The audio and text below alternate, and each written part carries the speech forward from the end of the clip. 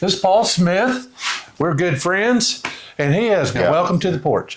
We do what we call porch talks. Porch talks, okay. So he does different things and helps people out and all that, but he does a lot of body work. See, I knew he had one of these machines. I wanted to talk to him about, we were talking about the other day on the phone about greasing this thing. Today we'd try it out, so let's get to it. Good idea. And I really didn't know you needed to grease these until you told me, Jeff, but then I got thinking, gosh, I don't want that thing to wear out because I use this thing all the time. Right. And it saves me so much labor. So you've had it several years? I've had it probably around a year and a half now. Okay. And the reason I hadn't had one sooner is they first came out, they were so expensive, it was just hard to afford them. But now, who came out with them first? It was Eastwood. Eastwood, yeah, that's right. They were like a $400 machine, right? Yeah, $400. Right. And I bought this one for about $150, and I think they're even cheaper than that now.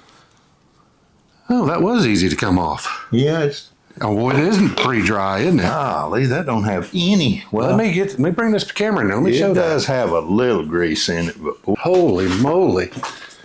I'm glad you mentioned this thing needing to be greased. Cause look how loud those gears are. Let me zoom in real quick. Look at that. Holy moly! Look at wiggle those again for me. Wow! That's how loud that is. That is interesting. They're dry. I mean, they're rusted in some, or basically, aren't they? Look at that's not very good at all. That is okay. Very interesting. It does have a little bit of grease in it, but there's not very much in there. So you're just going to put regular grease in it? Yeah, that's high temp grease, and it's good grade of grease. No, there is a little grease right there in that little pile. That's a little pile of grease. Yeah, that's what I said. Right there is a little grease in there. And it looks like, I mean, not very much so. No, but there's nothing on this end that you can see, right? No. We're going to grease that baby up. We're not going to do that anymore. So all you did is you took the handle off, and then you took this plate off. You told me the other day that you'll basically do hoods with this thing. You'll strip paint if it's really bad and rusty, but you do frames a lot with it. Yeah, they really work good on frames, but I did a whole truck hood with them here a while back, and it turned what was normally a 5 or 6 hour job into less than an hour. Really? Yeah, so labor wise, this thing saves a ton of labor. Well, I'll tell you what, even if it's just insurance, I mean, a 5-minute little deal when you get one of these, like mine's where it's brand new. Take 5 seconds and take it apart and do it. Yeah, those gears, I knew this thing was a little bit loud, but until you mentioned that you understood that they didn't have enough grease in them, I never even thought about it. But I'm glad we went ahead and tore into this one because, man, that thing was dry. Well, that was easy enough. So what grit do you use on your frames? I use 40 grit. That's the pad that's on here now, okay. Or the drum. Actually, they're called drums.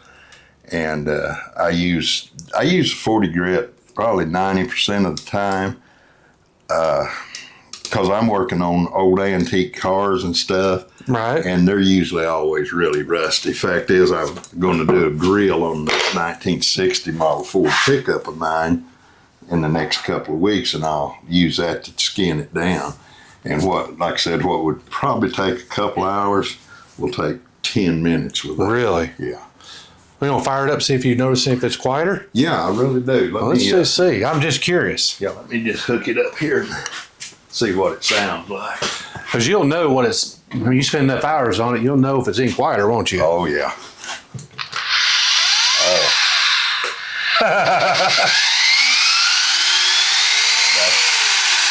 Probably 10 times quieter. Really? Yeah, you've seen how it sounded just moving the gears with your hand. Well, amplify that about 100 times or 1,000 times. And, oh, wow. And you'll see the difference in it. But yeah, that's different. Plus, I just feel better about it. So you think that's a well worth 5-minute project? Oh, yeah. So all we did. That's a must. So all we did was you took the handle off. Right. and that comes off, and then you've got these 4 screws, and that lifts off. Right. That's it. And then he just literally took some tube grease in his hand and rubbed it on there, and that was it. So that, I think that would make sense. Yeah. I think that's just a quick insurance policy for even a cheap tool. Yeah. If you can get a cheap tool to last for a couple years.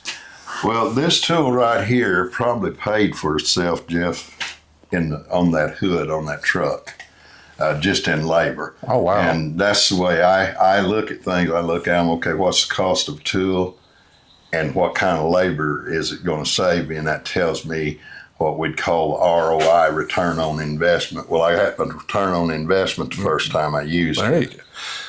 Right. In all honesty, I could have bought the $400 one and probably paid for it in labor pretty quick, but it's always the same thing with a working guy. You know, spending $400 is a little bit hard to do on a single tool. Right. You know, we forget. Set it right there like that. All right. And if you don't mind, just hold that. No. Yep. I'll see if we got enough.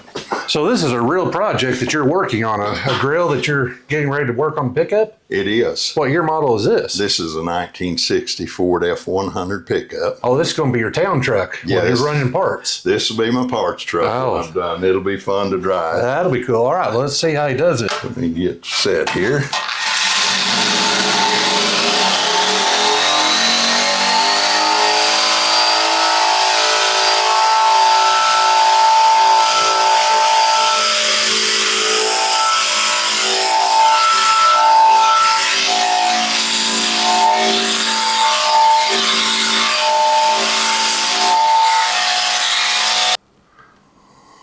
Holy moly, that thing did it quick. Wow. Now, the thing about this, and let me explain this, it'll help people to understand how valuable that piece of equipment is. You see all this surface rust Yes, sir. and see what it turns into? Right. Which means you get rid of all this stuff and it's not going to come back through your paint 3 months after you paint it because you've gone all the way down to the bare metal. And that thing is just a... So instead of having to go and buy a whole new, whatever they call grill piece for your lights, that little $100 piece of equipment right there saved you $500 repurchasing or 3 days of hand sanding. Well, yeah, that's about explains what it boils down to. And here's the thing about these old antiques, and I do a lot of them. You can't always go buy this. They don't make this new. Okay. You got to find a used one, and as a general rule, it's going to be pretty expensive, and you're going to have to refurbish it yourself. Now, could you anyway. chemical dip these things? Could you do that? You could if you had a tank big enough, but those, and people have those tanks, but these are companies that are multi-million-dollar companies. Okay. So dipping them is really, and it's expensive. So that's not an option for most people. It's not an option for the average working guy. Now, Okay. somebody's got $100,000 to spend on the truck. He might do that, but a guy like me that works every day, you got to figure out a way to do this that doesn't cost an arm and a leg. Well, great. And you're probably talking about, you won't use 10% of that disc doing this right here. That disc is $30, so you're probably talking about. Do they come in combo packs, or you buy each disc, each size you want? Each size that you want, you buy them separately. Let me show you something right quick here, just for your audience. These are different grits, and depending on what you're doing, cool. Okay. you'll use a little different grit. Now, on this one, I used a 40 grit, very heavy, but I have to get rid of all this rust and stuff. Now, if I was just smoothing the paint out, I might use one of these right here. So do you go back over that with a finer grit after you're done? Yeah, you can go So back. just like sanding, you sand it with a heavy grind and then work your way down to maybe not quite as many times, but Yeah. you'll put it down to you go 120 or 240 and Yeah, this one, can you see the grit? Oh, it's it's a 120. That's a 120. Yep. So I'd probably skim over this with a 120 just to smooth it down, take some of the scratches out. Right. And then we'll prime it. And Then you powder. Then you're gonna we powder coat this. I won't powder So coat this is gonna be painted? This just be painted. My powder coating system is not big enough for something this size. Okay. But, Now, what's the difference in sandblasting this? well, sandblasting it, if you've got a really big blaster, that works really good. But you're talking about probably a $4,000 blaster. Okay. And So, I've got a $150 blaster. okay. So really your best option is sanding it. Yeah, yeah. Okay. Well, you're just, like I said, this is a one-horse shop. Right. And when you're looking at a one-horse shop, you got to figure out ways to do these things that will work for that small shop. If you buy a $4,000 sandblaster, you got the upkeep on it, you got the initial cost of it. And in a big shop where you're turning tons of volume, that's a good idea, but I'm not that guy. Right. Well, but I always look at stuff the same way. And the way I kind of think of people that watch me go along is I try to figure out the cheapest, most efficient way of doing it too, because we're the same boat, that we just don't have endless funds. We've got to come up with something that works with what we got. And so I'm a big, it just seems more feasible and just all around smarter not to be wasteful and just do things the best way you can. Yes. And that's kind of the way I looked at that. And I saw that thing. I knew I saw you doing that powder coat on that truck you were doing. And I thought, oh, that's what got me to thinking about buying this. Yeah. So. Yeah, these things are. All right. So this is what you use your sander on and stuff like that? Yeah, we'll take that drum sander and strip it down to the bare metal like we did that hood and that started on that grill. And then we'll come in and put filler in there where we need to.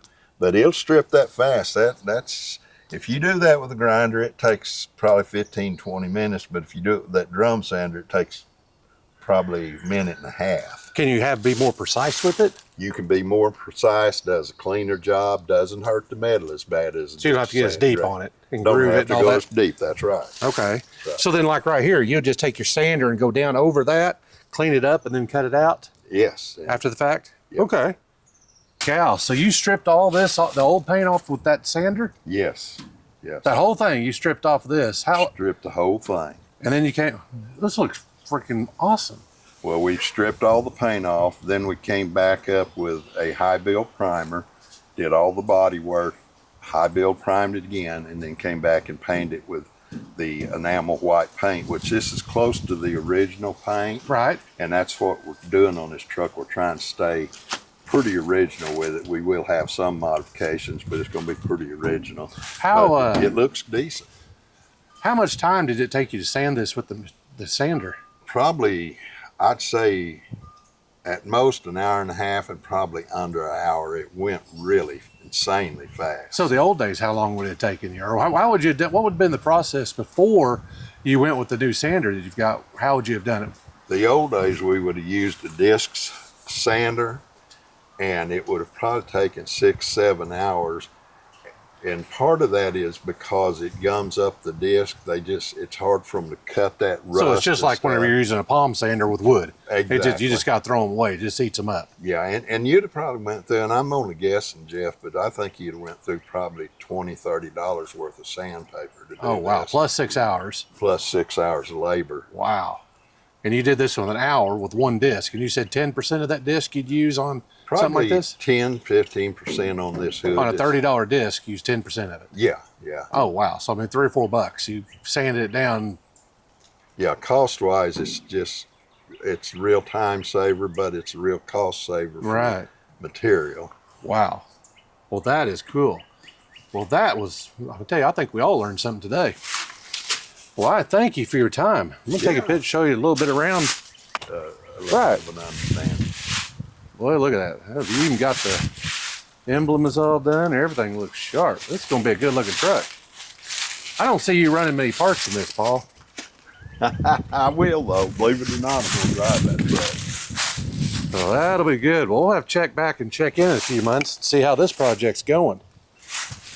Well, it's going good.